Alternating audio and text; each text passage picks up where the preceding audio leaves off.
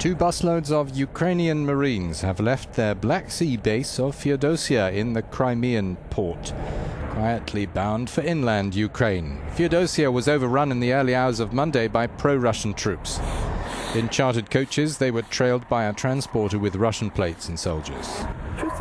Bidding the Marines farewell, this woman says, "I feel disappointed and sad at what has happened." Asked what she expects now, she says, "I don't really know." Asked what her name is, she answers, "What for? Our people in this occupied territory need to introduce themselves now?"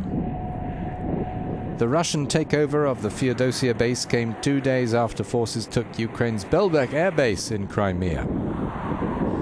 Belbek was one of the last military facilities in Crimea still under Ukrainian control, following Russia's armed takeover and subsequent annexation of the peninsula.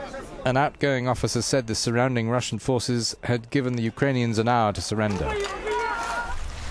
The Russian takeover of Crimea has been largely bloodless, although one Ukrainian serviceman was killed and 2 others were wounded in a shooting in Simferopol earlier this week. Crimea's population is mostly Russian in origin. This Ukrainian Marine says, "Although I'm Russian myself and my relatives are in Russia, I won't serve in Russia, only in Ukraine." This Ukrainian sailor says, "They kicked us out, so we're not rats. What was I supposed to do? Stay there? How would that help? It wouldn't bring Crimea back to Ukraine." It's clear where the feelings of these joyriders lie, driving around whooping "Glory to Russia" to rub it in.